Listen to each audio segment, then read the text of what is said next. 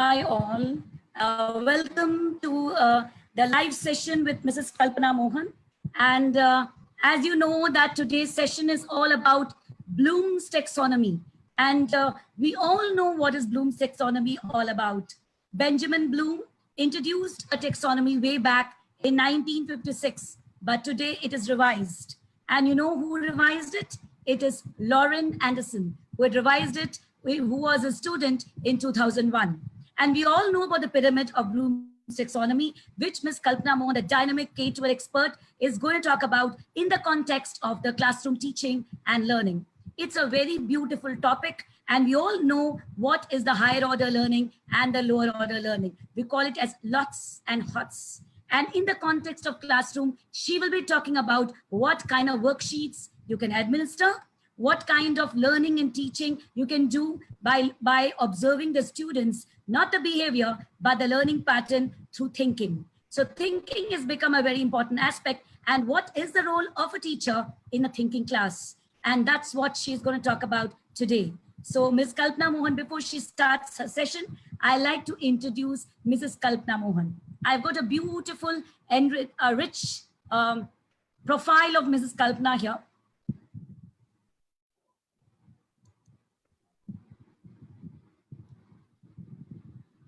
Mrs. Kalpana Mohan is a teacher by profession that we are all, and hailing from Bangalore, India, with 35 years of teaching and administrative experience to go with. She served as the principal of Vidya Shilp Academy, ranked among the top 10 ICSE, IGCSE schools in India for over 18 years. With a vast experience, she established PNC Cognitious School in Kadugodi, which focuses mainly on inclusive education with Finnish model. She possesses strong and practical knowledge in ICSE and CAI curriculum and had the honor of serving as the convener of examination for ICSE schools in Bangalore and inspector for ICSE affiliation. She started out as temporary principal at Robert Nursery School in Chennai and has donned several hats on her way to her current position as a freelance teacher trainer, and she's associated with please mute your audios. It's a kind request to everyone. All right, thank you so much. She is advisory board of Baselwood International School and ISKCON.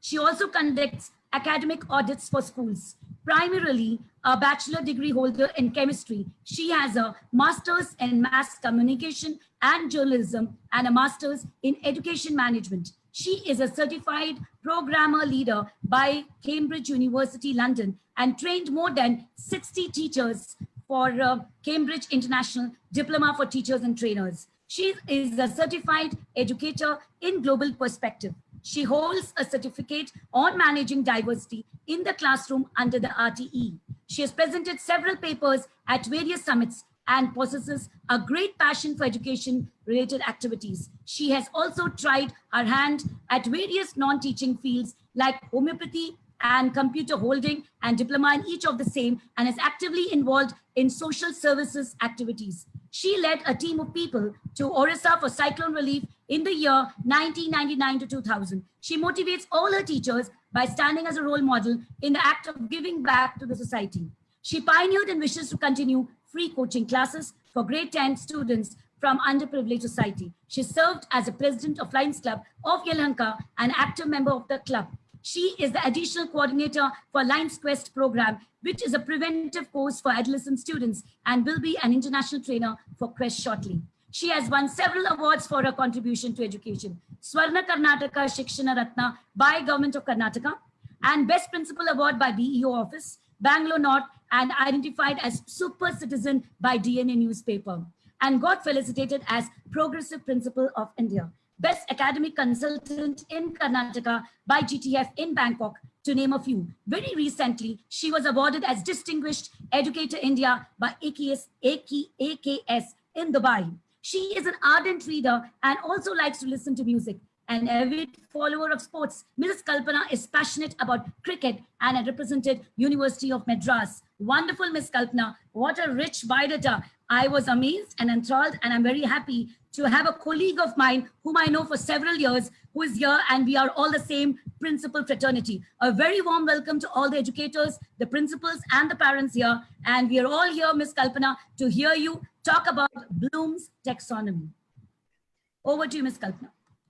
Thank you very much, Usha. Good evening to you and all. Usha, you've been very kind enough to give me that kind of introduction, and I'm really be privileged amongst all our principals, friends, and I'm seeing a lot of people whom I know and whom are getting introduced today. And of course, Usha.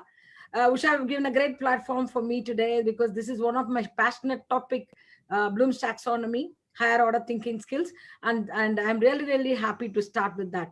And without making much of ado, I really welcome all of you, and I'm very thankful to you for going to listen to me.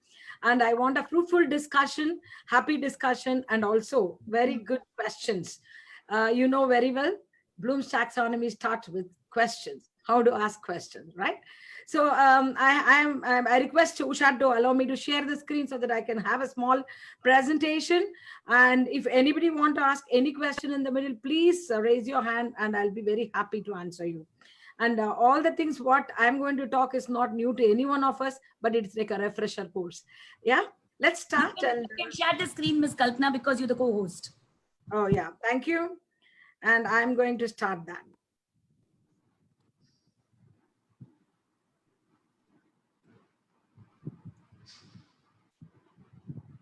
Yes, this is the topic for today, the Green Ed Talk. It is Musha ma'am's Green School, and one of the greatest thought processes what she has got, and congratulations for that. So I start the screen green. Yes, Musha ma'am. So Green Ed Talk, higher order thinking skills. And today we are going to start with one of the greatest educational contributor, Benjamin Bloom. As Usha was already mentioned, 1956, he elaborated a framework for and also on the basis of three important skills of cognitive skills, or we can call it as three very great domains of education or learning.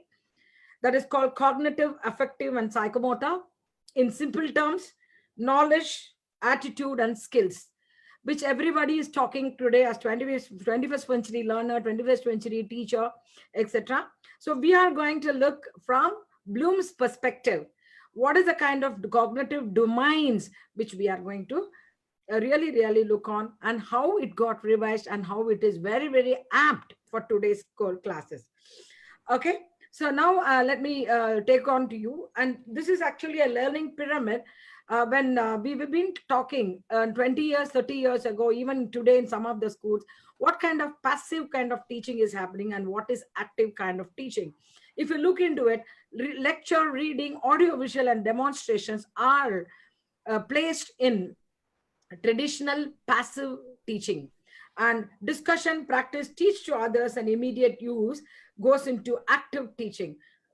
What we are doing today here, it is actually a very important thing that we are teaching peers. You're all my peers, you're all my colleagues, you're all my teachers. So we are teaching each other. So that's called active learning pyramid.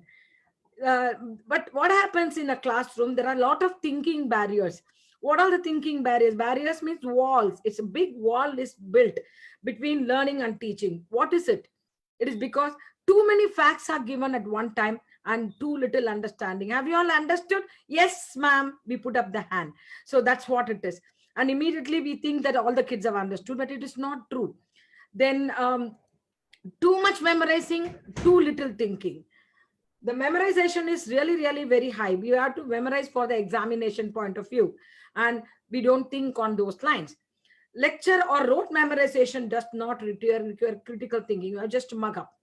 Students are not trained to think. This is very important because the teachers are not giving that kind of ample time and opportunity to do that. Ma'am, somebody has raised the hand. Is it something very important? Please go on.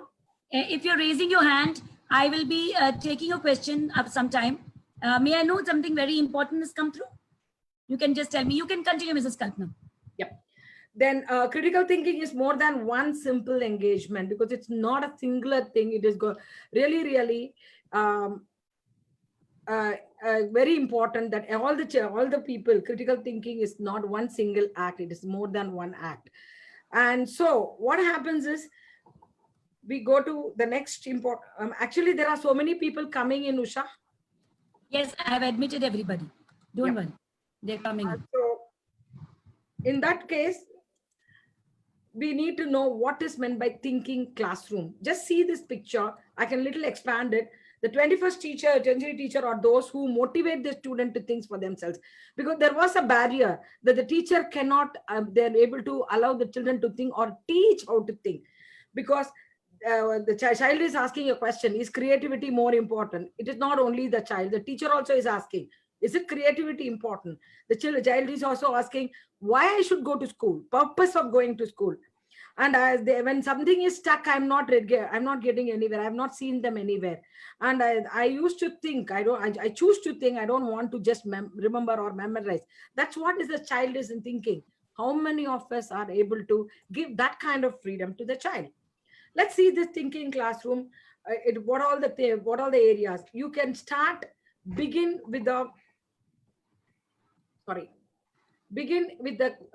question and answer.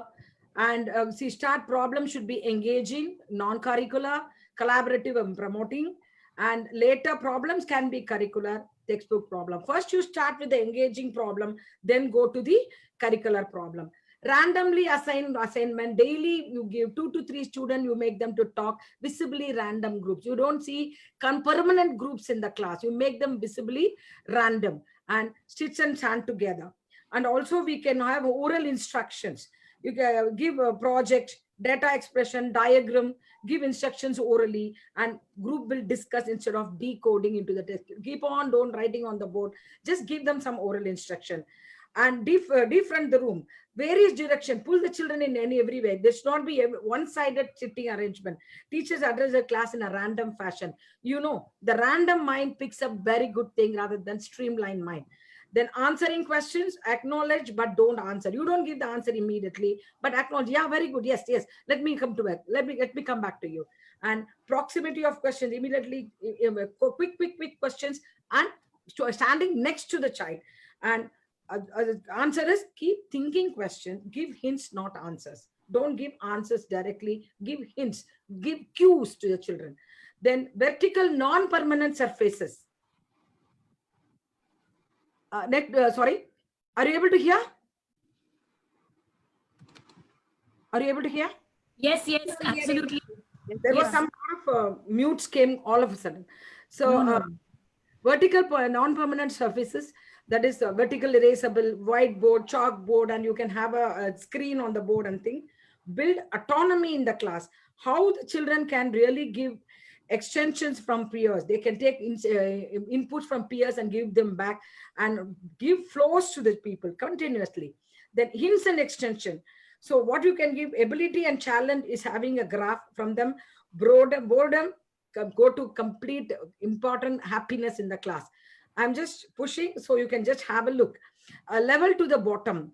Debrief, class discussion, direct teaching the lesson. Once all groups can pass a minimum threshold, debrief one or more groups, work through new problem with the whole group. Debriefing, just finish the class and give a complete picture of what has happened. Then student notes, they create, synthesize, recognize ideas, and provide time. Give them lots and lots of opportunities to do mind mapping. Assessment, instead of process, go to the process and to the product. Group work and individual work can be club. Student learning, where they are going. All these things can have a classroom as a thinking class. This is the steps to build a thinking classroom. Okay. Then what components it will have in a thinking classroom is that there will be questioning, what, why, and where. There will be action, doing, and there'll be a lot of research. There will be presentations, and absolutely there'll be learning in the components. So what a teacher should do in a class, a teacher in the thinking class for that matter, the teacher should be supportive. The teacher should give questions, challenging question. The teacher should motivate, and the teacher should be non-judgmental. This is one of the very important point. You can do, you can't do. Please do not have that in the classroom. And absolutely, you should be valued as a teacher. So that is what is a teacher in the thinking classroom can do. Let's come to the important question called Bloom's taxonomy. The Bloom's 1956, the first one, which Mr. Bloom himself, Benjamin Bloom himself gave, is that this is the steps of cognitive domains: knowledge, comprehension, application, analysis, synthesis, and evaluation. But what happened later, as Usha was also telling, in 2001, Lauren Anderson rewrote the thing according to the current trend. But he's so good that he didn't rename as Lauren taxonomy. He gave us revised or redefined Bloom's taxonomy itself. This till 1999, this was there in all the CBSE and ICSE books for creating questions also. Each and every question paper should have knowledge question, comprehension question, synthesis question, application question, etc., etc. Now today it has changed. One of the very important reason is we all know thinking is an active process. Thinking, we all think actively. There is no passive thinking. This active, because we saw that first pyramid that we do teach to each other, we understand from each other. So the process of thinking itself is active. So when we have active, the steps or cognitive domain should be active too. What is it then? But the earlier one was full of nouns, knowledge, comprehension, etc. So Lauren changed that into verbs. So that is, it's all becoming action words: remembering, understanding, applying, analyzing, and that evaluation and synthesis got interchanged. Synthesis became creative, evaluation being evaluating. So this is what is the original and revised Bloom taxonomy. We should thanks to Lauren that he didn't rename it as Lauren taxonomy. He kept it as Bloom's taxonomy revised. That was the respect he gave for Bloom's. And this one is not used only in schools. It is used in almost all levels in the college, not only there, in all the corporate trainings. Bloom's taxonomy is used. So let's see the change, how it is, level 1 to level 6. Remembering means recall facts and basic concepts.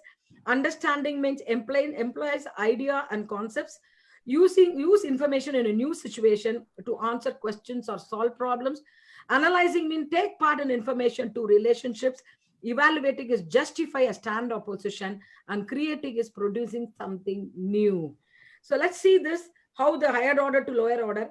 Lower order thinking skills called lots, and higher order thinking we call hots. From lots we go to hots. The original gave like this, and the revised is like this. Let's see an example. I have taken a topic called lemon. We are going to talk about lemon, how it is incorporated in Bloom's taxonomy. If you are going to make a lesson plan, how you will incorporate all the steps which and revised Bloom taxonomy is going to be incorporated. Let's see how lemon is going to be used here. First, let's see. The lemon is lemon is a fruit in hand in lemon. It's yellow in color, somewhat elliptical or spherical in shape, comes in small and big sizes, and it stays sour. This is remembering. Some facts are given. Then understanding comes. For further study, we understood lemon is a yellow when ripe. When it was in a very unripe situation, it is in green in color. It's also great source of vitamin C. It's all natural antioxidant. And if we understand lemon, we can work with it. So now, after remembering what are the facts about lemon, we have understood lemon now. We have gone inside lemon and understood its vitamin C source. Then we have to apply it. How we will apply? Lemon is rich in vitamin C and it is sour. We can apply this knowledge. Boil lemon in hot water and add honey to give a patient ailing with cough and cold. This is all how lemon's use or lemon's characteristics is applied. Then comes analyzing, breaking down the information into component and finding support for generalization. Even they say even lemon peel is very good for all these problems, cough and cold. But we have to be very careful. Peel may have pesticides. So that is analysis. Then comes evaluation. The evaluation is take all the sources which gives vitamin C, maybe an orange, maybe a vitamin C tablet, and see why lemon is a very good source of vitamin C, and how it is convenient and how it is very cheap. Then finally, create, making a new product. Children can prepare natural lemonade without artificial colors and flavors. They can name a brand also. So this can be creativity personified in a new way, that lemon juice is created. This is how the application of Bloom's revised taxonomy can happen in a lesson plan. Here I have taken lemon. You can take any topic under the world, under the sun, to do all these steps. But every time, please remember, we need to substantiate. So remembering what we should do, that means to say we need to know that we have all the things in our hand and we should remember them very well. Our subject matter expertise should be perfect. So coming to lots and hearts. So what is meant by, when it comes to teaching, immediately it comes to assessment. Assessment means it will involve questions and how the questions will be. There are three types of questions: only lower order question, intermediate question, and critical thinking question. In a classroom, we have three kinds of children. 1/3, they don't know anything. 1/3, they may not know everything. Your teaching is not required. But 1/3 for whom we are teaching. But teaching for the middle is something which we were doing ages together. But now we need to change that. We need to teach for lower order, higher order, and middle order too. So if you are taking this particular thing, lots and hearts, lower order to critical thinking questions, is the same question, how it can be taken to lower order to higher order. What did the character do in a story? We are taking a story as an example. How would you feel if it happened to you? That can be an intermediate question. What would be the best action for the character to take? So this is the same character, three different kind of question. Say there is a maths problem. What shape do you see in the classroom? It's a direct question, lower order. What shapes do you like the best and why? Probably. We need new tables in our classroom. Which shape should we get the best suit our space? It may be a critical thinking question. That is the higher order thinking. Now, the direct question, what is the capital of Karnataka? Are you proud of living in Karnataka? It is intermediate question. What are the three most significant contribution Karnataka makes to the Indian culture? That can be the higher order question. What are the different parts of a plant? Which is your favorite flower? We would like to decorate our class with plants. Which plant do you think the most suited for indoor settings? Have a definitive answer. Ask you to express personal preference, usually build on your curiosity and might require some investigation. That's what is the question. Answers are found in the book. Your answer is often an emotional response. You need to justify your answer with evidence, and classmate could justify another answer. This is how the lower order to higher order questions are there. There is no wrong answer for an intermediate questions. For a critical thinking involves deciding and solving problem. We need to go and substantiate. We need to take out evidences. We need to prove. That comes the critical thinking. Hope you have a very clear idea. I've given examples and I have given what kind of questioning has been. Lower order, intermediate, and critical thinking. Lower order is LOT, intermediate, critical thinking is HOT. HOT, that is higher order thinking questions. Yeah. Let's go how we'll ask the question in hot way. 1, ask questions that invite more than one plausible answer. That is, you cannot have one single answer. If you have a question, it should have more than one answer. Provide wait time after asking your question to give less confident student time to think. The children will be little hesitant to start, so you have to wait for them. Ask follow-up questions such as, what can you add? What's your opinion? That kind of question is a higher order question. Provide feedback that neither confirms nor denies the student responses. You should not immediately say wrong and right. You have to allow them to process themselves. The discussion should remain open. Examples are interesting. Oh, I didn't think about it. Those things and all are going to be encouraging for the students to give answers. Request a summary. Who can make the point in different words? Ask them to make a mind map. That can be a very good summary. Survey the other student. Who agreed with Max? There is a maximum people are saying one answer. Who is going to be, are you all agreeing? Who disagrees and why? These are all the questions can be asked in the classroom if you want an higher order thinking skill class. So encourage student to direct question to other students. It's very important because peer teaching and peer learning is the best way of teaching. That's what we saw in the classroom. And the best way to get active learning in the class is doing the peer teaching. So what can be the impact on student? How the higher order thinking skill impact the students? The students are more able to respond to questioning at a higher level. The next step, the depth of their thinking is becoming more obvious the more the program is used. We keep on asking such kind of question. So children will not think the lower order question. They'll be very happy to be with the higher order questions. It makes learning more accessible to a variety of children by catering for learning styles. That is, we know we have work, we have multiple intelligences. So this kind of higher order thinking skill will cater and support the children with different ability. We know that we have to respect the diversity of the class. Bloom's taxonomy revised one is going to help us with higher order thinking skills. Then students have been helped to identify their strength. Some people are good in something, some people are not, some children are not. So we can identify, we can bring out the best out of them. Everyone gets an opportunity to become specialized in something. This is something which is it's very close to my heart, that we will not be able to tell the children that you are good at and you are bad at it. Instead, you are good in this, you are good in that. So every single child's strength is identified. Then enjoyable and rewarding experience. When everybody are happy, the classroom is happy. A happy classroom is the best classroom in the whole world. We want the kids to come to school happily rather than with a grim face, isn't it?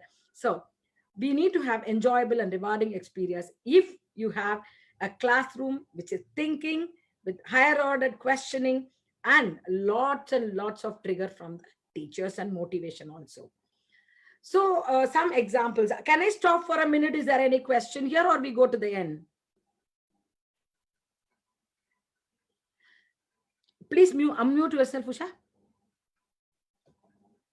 Usha, please unmute. I said, if you have any questions, you can always put it on the Zoom group chat or on the Facebook comment box. Or you can always ask a live question by unmuting your audio. Okay. So let me continue with questions. You can continue. I think there's no question as of now. Absolutely. Maybe I'm very clear, Usha. Neerja says you're very clear, ma'am. Thank you so much. So hard question. Some examples I'm giving. You know this kind of where, what, where, when, who, which, whose, why, and how. And there is you can see a number. So you can have that flash kind of cards, flash questions. Actually, I can give you an example. In my chemistry classes, I used to give every child one name of the element to one child. For example, in a classroom, there'll be lots of oxygen, lots of hydrogen, sodiums, potassium, because first 20 elements I used to give as a card. Then what happens, the moment I'm going to make formula, and the end of 6th grade or 7th beginning, we used to teach the children symbols and valencies and formula for the particular molecular. So what I used to do, I asked the children, I want to make sodium chloride. Can sodium and chloride come? The kids with sodium will walk in front of the class to stand as sodium and chloride. If one more chlorine comes, I'll say, is it correct? No, because sodium and chlorine, NaCl, it's not NaCl2, or it's not Na2Cl. So those things we will make in the class. It will be so interesting. And we also will answer why it is only NaCl, why it is NaOH twice, like that. So that kind of questioning and answering is very useful. Why, where, when, how, which, all those questions. That's called in the class, you need to have all these questions continuously. So when you are, and children also should ask these questions continuously. If you keep on answering what, where, when, who, which and all, then you will be able to have a wonderful class. So then KWL format. This is one, you can go to the internet, you will get lots and lots of questions. 1,000 pages are there, more than 1,000 pages. Here it is shown about seasons. So you can see what I know, that is the pre-testing. In a classroom, when you go, you have recall, remembering, that's the first step, right? So we recall. There are 4 seasons, we know that, that's the one fact. Spring, summer, fall, winter, that's what. And what I want to know, that's the second question. In a classroom, the second W is your lesson plan. You have to teach the children what you are supposed to teach. Why do these seasons change? How long is each season? Does everyone have the same season? These are all the things we are going to teach the children. That is the second part. What I know, what I want to know. The third is what I have learned. This is an assessment. This is how you will understand if the children have understood in your class. And that is very important, because you need to create, you have to fill the gap between what you didn't know you have taught and what children learn. Children should learn the things which you have taught, won't be beyond that. We can create rubrics how the children have, how the objectives and goals of the class is met. Your lessons may have an objective. At the end of the class, such a thing will happen. Similarly, here what happens? Why do the seasons change? How long each season? Does everyone have the same thing? Maybe the children want to know. What I want to know is from children's side. For that, the teacher should be ready. Later, we have seasons because the way it is tilted on its axis. This is what is the answer. You have to check if the kids have understood this much. Each season in 3 months long. Check it. Maybe you have a multiple choice question or a small flashcard out and things like that. The northern hemisphere and the southern hemisphere have season at opposite times. When it's summer in one, it's winter in another. This also, we can have a small role play. We can have one person standing on an earth and we'll ask to go around this season and that season. These things we can do, and the assessment can happen by giving a small assessments test, or even the role play itself can be an assessment. So this is what I have learned. What I know, what I want to know, what I have learned is a classroom. This is a higher order thinking classroom, because the kids are asking questions and the kids are really expecting something to come out of it.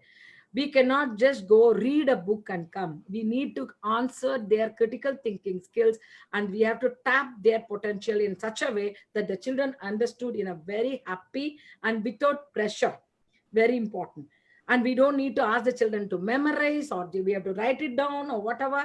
The kids will answer quickly, very, very well. So this is this one format. We can keep it as higher order thinking. And quick write activities is something which is very interesting again. We have to give some prompts. Immediately the kids have to write, think for 1 minute, and just a minute programs kind of thing, but they are going to write. They can draw pictures also sometime, right? In 3 minutes. You will have a prompt. They will think for 1 minute. They'll write in 3 minutes. What kind of prompts we can give? This is important because, so something that makes sense is something like that we can give. Collect and informally assess without any put tick mark 0, 1, 2, just informally. Just read it out, or we only scan through. What did you mean by? How does this relate to? So we can have that kind of immediate assessment. Here also, we can assess if the kids have understood what you have taught, and if there are any gaps, we can immediately do it in the class instead of waiting for some summative assessment to happen and we can't do anything after that. If you understand immediately in the classroom, the complete changeover, reteaching, we revisit that concept and the kids can really understand immediately, and we fill that gap. That's very important. Then the question, what I told you is that this is again a very crucial thing in most of the business centers, even in big companies and corporate world. This is the question, higher order. What, so what, and now what? For each and every incident, event, lesson, we keep asking question. What? Students summarize the most important ideas from the lecture or assigned reading. So what?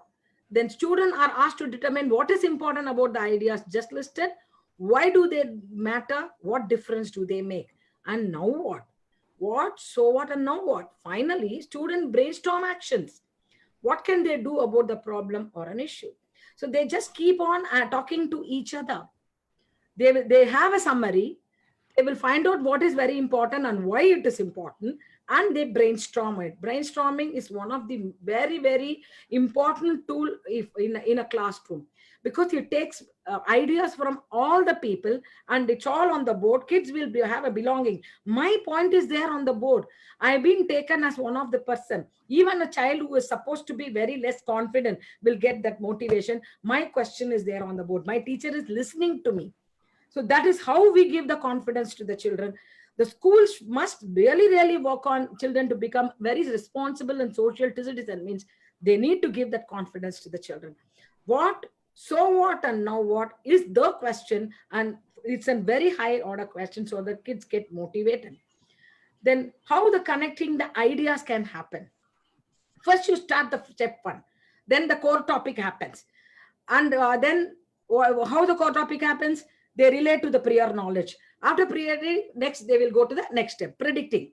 So I know this, what will be the next step? There is a house near Mother Dairy. Mother Dairy is a known place, the house is an unknown place. Connect from known to unknown. So that is how the connection happens. After step two, again core topic, adding prior knowledge, predict the next step. So each and every step is predicted to the related to the previous step and predicted to the next step, and create a mind map. The mind map in the classroom is a very beautiful tool because comes in a form of a picture, because the brain doesn't think in text. The brain thinks only with paper and color and beautiful picture. So in a class, when you are teaching itself, in the right side of the board itself, if you start the mind map and complete it, by the end of the lesson, you have the summary on the board in the form of mind map. At the same time, you can ask the kids also to do a mind map on their own, because mind maps are individual properties. Children can make their own mind map, and we can also have our mind map. We are also very much benefited as a teacher because we don't lose any point. We completely, in an organized way, we teach. Similarly, the kids also will answer and keep things in mind in form of a picture. Okay. So then one more activity is think, pair, share. That is, the teacher poses a question to the class and pair them. It can be first the children will think on their own, pair. They will discuss with the pair. It can be teacher made pair, or you can only select the pair and share with the entire class. So with one question, if at all the children are 30 children, you will have 15 combined thought processes coming out. So this is again a very important way of working out in a thinking and higher order class. So there are some examples, there are everything I have given. So from the entire thing, I want to comprehend, I want to finalize, I want to say that in Bloom's taxonomy, the learning goals are clearly important, and we expect that pedagogical interchanges have to happen in a very sharp way, and we organize objective in a proper way. And the objective, if at all, is organized in a higher order, then we will have a wonderful class.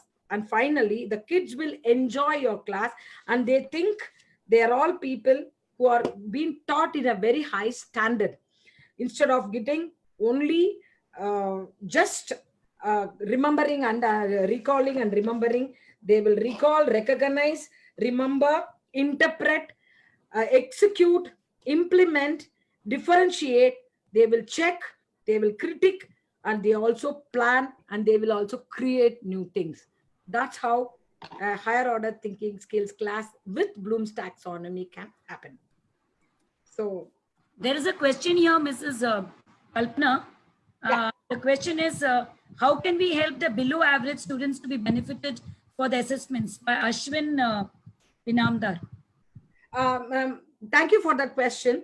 And I have already given you an idea. The lower, the thinking children with little lower potential will be encouraged to come out. The assessment itself is going to be not as a regular assessment. We are going to pair with people who are little higher order potential, or the kids are made to draw the way in which the children want to answer. The child has a potential of not answering a written answer. Maybe the child can represent as a picture. The child can orally tell, or child can participate in a play group, role play or something.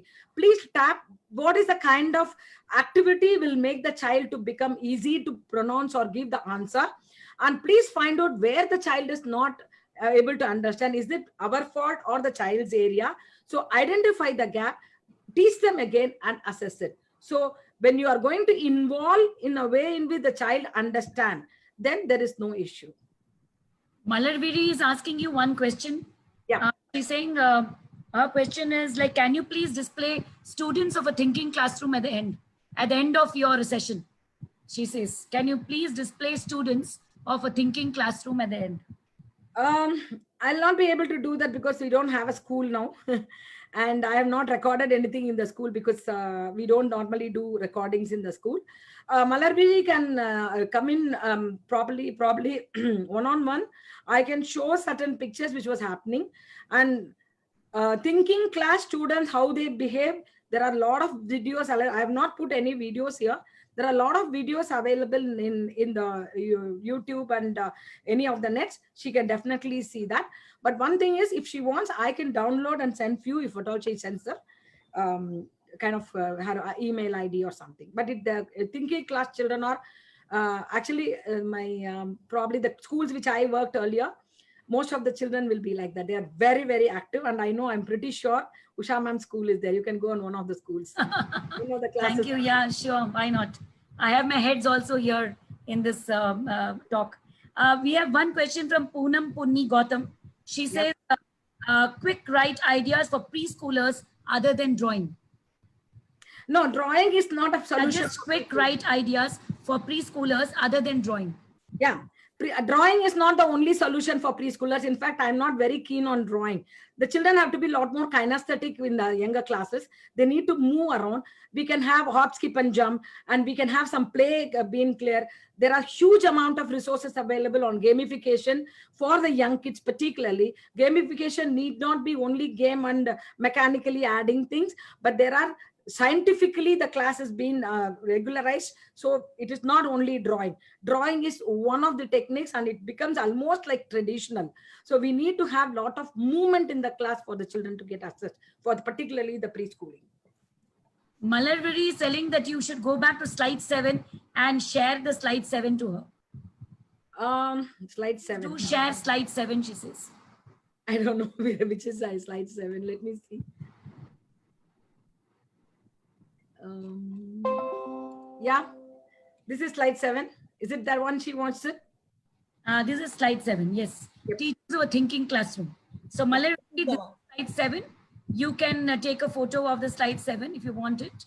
Ma'am, previous we'll also record. We're also live on Facebook, and you can always see the recording. It will be there on the Green School Bangalore Facebook. You can go ahead, Mrs. Kalpana. You can finish it. Yeah, I mean, she wanted some question, means I can go ahead.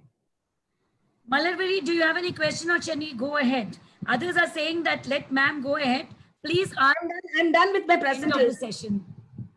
I'm done with my presentation. I want more questions. Yeah, so she has done. I have presented exactly 35 minutes, which I was asked to. Okay, thank you so much. So Mrs. Kalpana has already come to the end of the session, and we have Manju Chakravarti. Are you there online? Yes, ma'am. Manju has got some quiz questions on Bloom's taxonomy. If you answer, probably Mrs. Kalpana will be able to clarify whether it's correct or not. And then, you know, she will be concluding the Bloom's taxonomy class. If you don't have any questions. Manju, put up the quiz questions, please. All right. So Kalpana ma'am and Usha ma'am, after the question, we'll count till 10. Let's see who answers first. And ma'am, Kalpana ma'am, let us know which is the correct answer. Okay. So here goes my question. Yeah. What is the highest level of thinking in the updated Bloom's taxonomy? So can I repeat? I'm repeating my question again. What is the highest level of thinking in the updated Bloom's taxonomy? Creating. Excellent. Excellent. Mrs. Kalpana. And who is this? Can we see your face, please?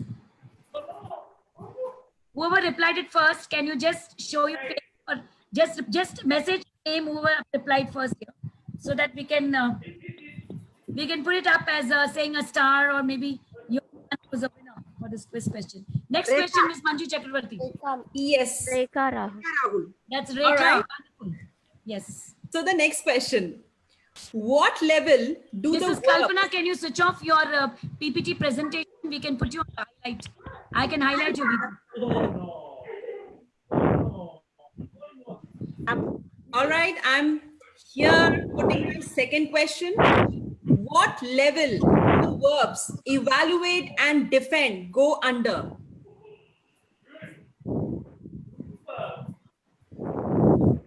I'm repeating it again. Please mute your audios. Please mute your audios. It's a request. Yeah, thank you. Yeah. Miss, So can you repeat the question, please? yes, I'm repeating my question again. What level do the verbs evaluate and defend go under?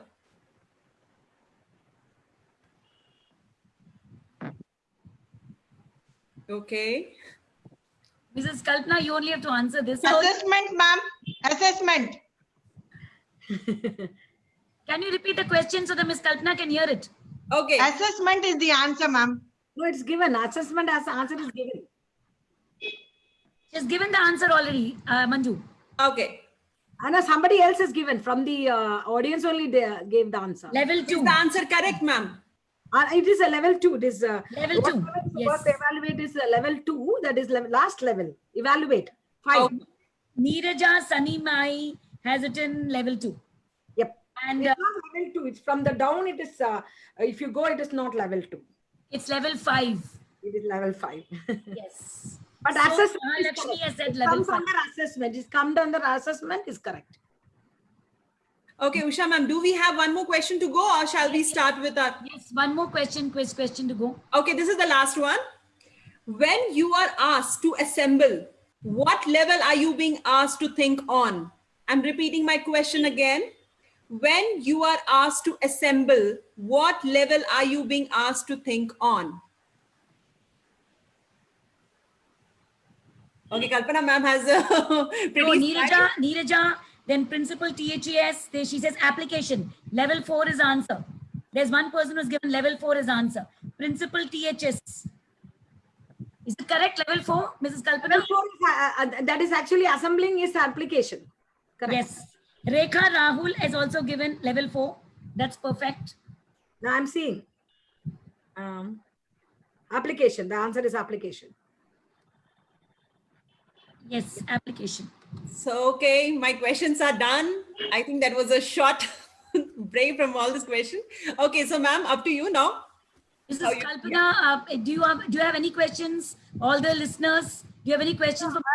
Actually, I just want to add a few things. Like probably if you are having a certain amount of time, I want to add a few things to this. Yes. We have time. We have time. So what is that is actually in the revised taxonomy, the knowledge is at the basis of 6 cognitive level we have seen, but the authors have created separate taxonomy for knowledge used in cognition. That is understanding part of it. They have some knowledge taxonomy. There are 4 different knowledge taxonomy also. They have added that into the Bloom's taxonomy itself. And that was actually not being featured in most of the places, but we can put it in this particular platform because it also makes a way to the cognition domains. That is first and foremost is factual knowledge, what we were just talking, giving the idea what is the capital of Karnataka. That is kind of that is factual. Knowledge of terminology, that is definitions, the knowledge of specific details and elements. For example, how will you describe your place? What are all the things available in the kitchen? These kind of questions can be factual knowledge. What I'm adding is, apart from the 6 cognitive domain, there are some kind of taxonomy done on knowledge. Because the school is based on knowledge, we are going to have 4 different one. And first is factual. The factual gives terminologies, and also the factual gives the knowledge of specific details. And conceptual knowledge is the second part. The first is factual. The second is conceptual. The conceptual knowledge is knowledge of classification and categories. Now how the taxonomy is like animal taxonomy and birds taxonomy and plant taxonomy. And similarly, classification, how many divisions are there in this particular thing, etc. So knowledge of classification and categories, knowledge of principles and generalizations. Say, for example, A plus B the whole squared is a thing, and how you generalize specifics and generals. Those things are called knowledge of principles and generalization. And knowledge of theories, models, and structures is conceptual knowledge. So theory, models and structure. Theory is like what do you say, how Faraday defined third law, Newton third law, those things are there. And models, for that how you demonstrate them and how it is structured. So this is called conceptual knowledge. The first was factual. Manju, you can have few questions ready for this thing also. Conceptual, which is classification and categories, principles and generalization, Okay. theories, models, and structures. Then next comes procedural knowledge. The procedural knowledge comes into knowledge of subject-specific skills. Math teacher, physics specific skills. Math means you have to do a numbers operation. In physics or something, you should do lab work, etc. And diagrams in biology. And algorithms in what is the flow chart, what is next step we should go ahead. Even for lesson planning, we start with pre-knowledge, and then we have the keywords, topic, then we have the resources, we have the question and answers, and we have the assessment, we have the summary, and we have the bibliography. This is the stepwise thing. This is flow chart algorithm. Then knowledge of subject specific techniques and methods.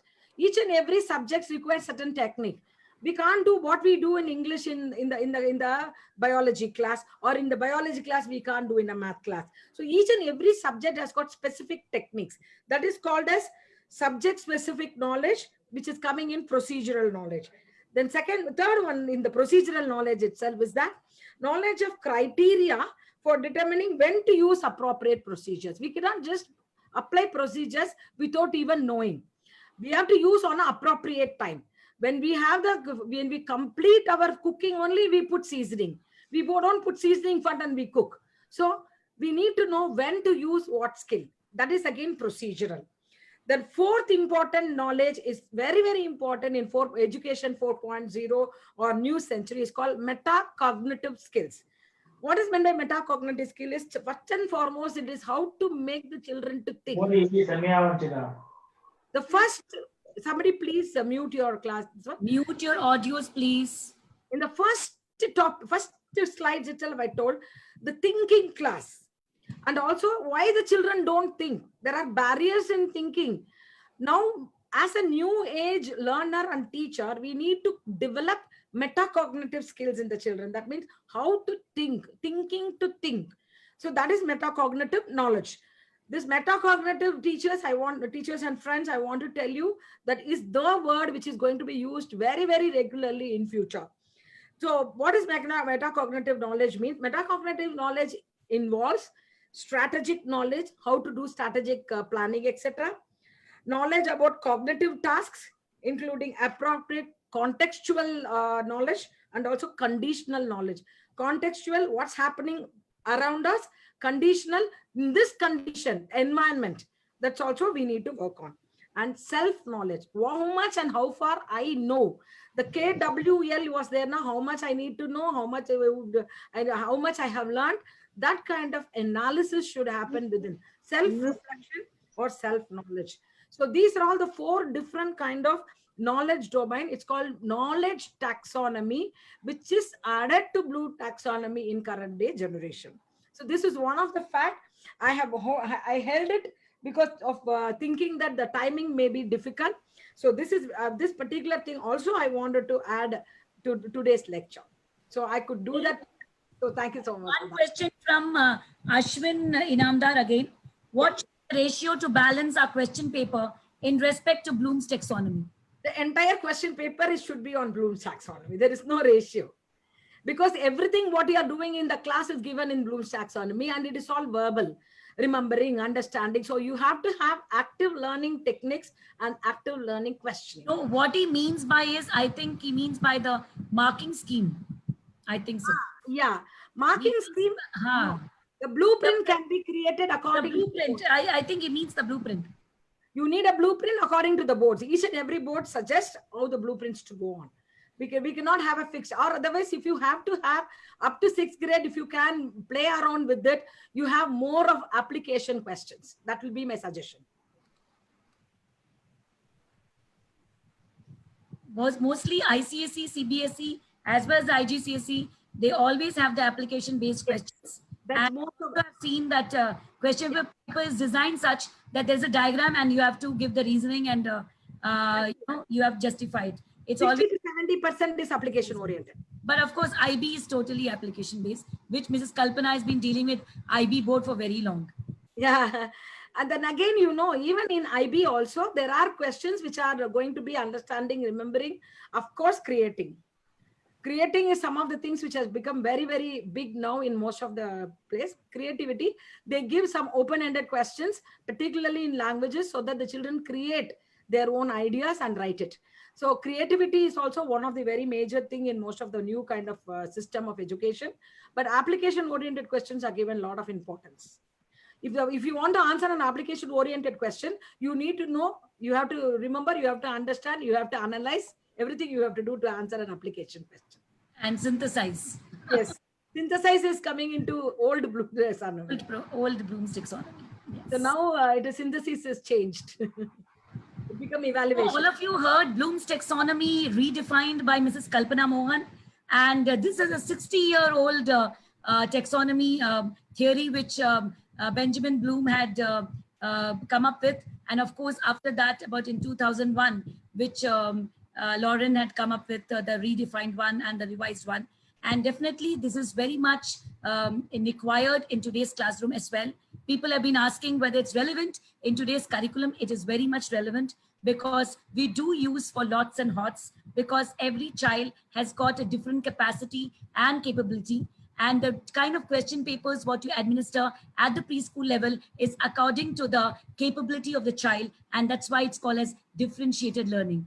So this is where— There's a question here, Usha. I mean, open-ended question. Please give us some example. Yes, there's a question. Open-ended question. Please give us some example is what Sumati is asking. Yeah, Sumati, you can easily do that. You give a question and you give a half answer and you open the answer to children. It can be done very, very effectively in English and language classes. And of course, some in social studies classes also. You can expect the children to finish the answers in their own way. In global perspective, in social studies or something, what will you do if this kind of situation comes in your thing? For us, in a civic class, you can do that. There is a case, this has happened. Why? This was the result given. If at all you were there, what will you do? That is a kind of question we can ask.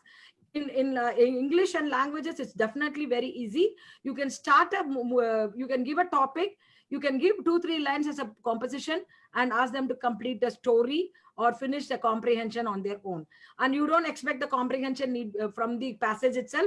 You can give your own ideas of how you can end the story as. That is an open-ended question. This is actually very elaborate, whatever we talked about, Ms. Kalpana, and very enriching, though everybody is saying that. And it's very clear with all the levels and application-based questions as well. But of course, there is a lot to go for assessment.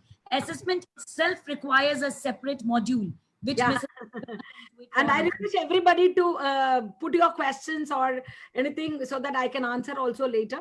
And I would like to have your comments on it. And I would like to see how many people have really had first time experience or you have already known and something as extra was taught to you or something like that. I would like to know all those things also. Yes, the feedback form will be sent by Manju Chakravarti to all of you. And the email ID can be shared of Ms. Kalpana. So if you want for your school, you want a training by her for your teachers, you can always reach out to her. She's an excellent trainer, as you all know about her. And you can reach out to her anytime. And she'll be very glad to come and help your school as a consultant, as well as train your teachers. And that's what her forte is. So I've given my email ID. Yes, she's already written her email ID there. It's a kalpanamohan62@gmail.com. And I think you can reach out to her.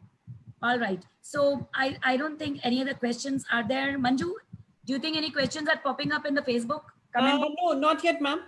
Are you going to ask any question of that knowledge bank? Okay, so okay, let me just put it across. Yes. Ma'am, you just completed with that knowledge dimension that was added to the Bloom's taxonomy. Can anyone list the dimensions at one go? Okay, the hint is, ma'am, if I'm not wrong, there are 4 dimensions, correct? Yes. Okay, let us see who can, list at one go, all the 4 dimensions. Can you quickly list all the 4 dimensions in the Zoom group chat or the Facebook comment box? Or you can just open your audio. You can unmute and it can talk. Yeah, Kanchan. Yeah, ma'am, it's hello. Yeah, yeah. Yes. Yeah, Okay. ma'am, factual. Hmm. Second is conceptual, Yeah. and third, what I understood is knowledge of techniques and Procedure. procedure, and fourth is metacognitive skills, that is making them to think. Excellent. Fantastic. We all can Factual, go back to her. factual, conceptual, procedural, and metacognitive. Metacognitive skills. And there's one more person who's answered, that is Sahitya Ram Mohan. Aditya Ram, he has answered in He's answered all and the four. Rekha has answered. And Any principal more questions, Manju Chakravarti? No, I think we completed with the, we summarized the entire thing with the knowledge retention question, I think. Yeah. Yes. very good, very good. Yeah. And can anybody tell me when Lauren had redefined and revised the Bloom's taxonomy to the 6 levels, and he made the nouns into the verbs, and with what intention he's made the nouns into verbs? Can you just unmute yourself and talk so that Miss Kalpana will be very happy that you understood what she was talking about? Absolutely. Yeah. Bloom's taxonomy, originally Benjamin Bloom said all these words are all nouns. So they turned the nouns into the verbs because adding ing, and it really had a meaning why he did that. So can you just explain it in a line or two? So she'll be very happy that everybody has understood, and it will be actually putting everything together. We're just waiting for it. Otherwise, Miss Kalpana will summarize it. I will do that. Yes, Miss Kalpana, you have to do it because In 1956 was, sorry, anybody's there? anybody was, no, I don't think so anybody is answering. You can. Hello, ma'am, it is in- Why did Lauren do? Hello, ma'am. Can I?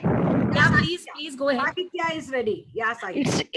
He revised it in 2001, Yes. and the areas are remembering, understanding, applying, analyzing, evaluating, and creating. We know that. Why did he turn the nouns into verbs? Is the question. Why means That was the first sentence we spoke about. To exchange assessment methods. No. See, knowledge thinking is an active process.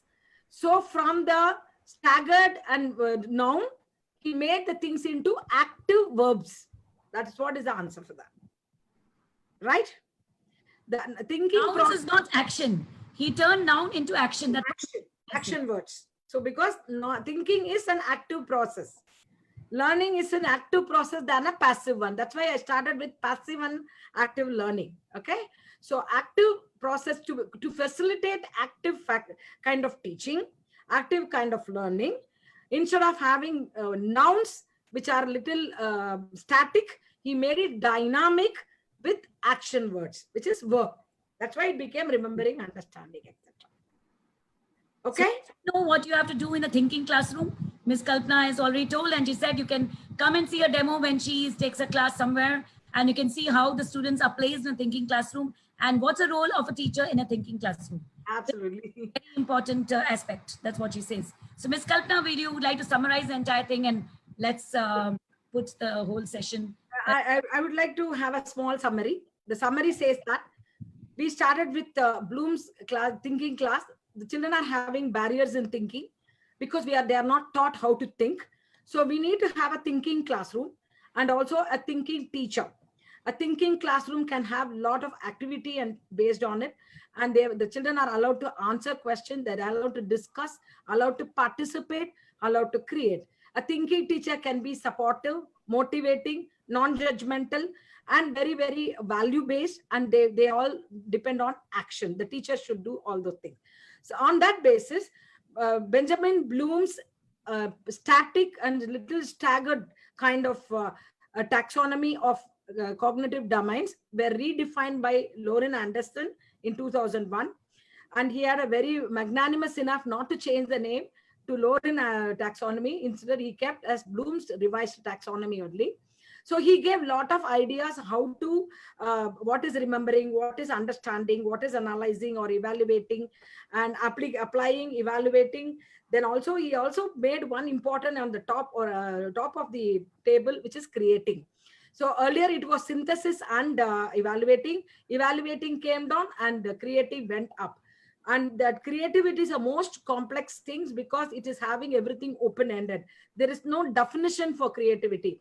That's why the children start thinking critically. So when children start thinking critically, there will be lower end questions and higher order questions and intermediate questions. The lower order questions will be always factual and very monotony, one-sided. The intermediate one goes with emotions, personal experiences, and the higher order thinking skills need lot of substantiation. The people have to study and give examples and proof for that. So there were some questions which are lower order, how to do intermediate and higher order. Some examples were given, think, pair, share, or you can have certain why, what, how, so what, what, so what, and now what. Those kind of questions will be of higher order thinking skills. And we have given few examples for our higher order thinking skill questioning, and you have lot more in your when you do research. And as an additional thing, because we had time, we had 4 domains of knowledge: factual, conceptual, then procedural, then metacognitive. That also we have had, thanks to very sharp timing by Usha. We started exactly at 4, and probably we have done almost correctly with all the questions. We did have wonderful question. We have good participation, and we also have certain amount of learning from each other. And that was a wonderful session. I enjoyed it. I think you all have enjoyed. Thank you very much. Yes, we also enjoyed the session with you, Mrs. Kalpana. It was very beautiful, and all the listeners, I think you have put up. Yes. Thank you, ma'am. Excellent session. Ma'am, Yeah, our Facebook link is shared here. And please mute your audios. We still haven't finished. We're coming to the end of the session. We want to thank Mrs. Kalpana personally for coming on this platform of GreenEd Talk, and had done a beautiful session on Bloom's taxonomy, and the levels were so clear and so informative it was, and the explanation was so up to the mark, and it was so much with the take-home activities which teachers can really use in the classroom context. Thank you, Ms. Kalpana, so much. Ms. Manju Chakravarti, thank you for coordinating and putting up together with the whole session. Thank you, ma'am. The lovely question she asked. The lovely question she asked. Lovely questions, the quiz questions, what you asked, Manju. It was really good. And I think everybody answered also so aptly and so well. We have our DIY workshop, which is coming up on Tuesday. And on this same platform, the Green School platform, TGSB, and Mrs. Aprupa Gupta is taking that. And we're also coming up with, on 30th of May, we have on the EdSense platform, we have got what is the future of education in 2030? And what is the education going to be like in another 10 years down the line? So the core team of TGSB is going to talk about. We have on the 1st of June, we have Mrs. Swati Popat, an exclusive session, which is going to be there on this GreenEd Talk, which is going to be an exclusive webinar. Please log in at 4 p.m. on 1st of June. Similarly, on 30th of May, it's 4 p.m. And on Tuesday also, it's 4 p.m. Usha ma'am, we can tell them to like our Facebook page. I've shared the link so that they can keep getting updates. We've got all the upcoming sessions will be uploaded on the Facebook page. Thank you, Ms. Kalpana. Please share your PPT. So whoever is interested, we'll share the PPT with them. We'll do that. So Manju Chakravarti, can you get in touch with Kalpana? Sure, I'll do that. Thank you, ma'am. Thank you, Ms. Kalpana, and thank you all of you. Thank you, ma'am. Yes. Thank you. And thank you, Ms. Aprupa Gupta. I don't know whether you're still on the online. I don't see you, any of my heads there. I'm there, ma'am. I was always there. So Ms. Aprupa is going to have a session on Tuesday. So get up for the DIY sessions. And we're all very excited, Aprupa, for the session which is coming up on Tuesday. All right. Thank you so much, all of you. And thank you, Ms. Kalpana, once again. So we are ending it. Thank you, Ms. Manju. Good night. Thank you, ma'am.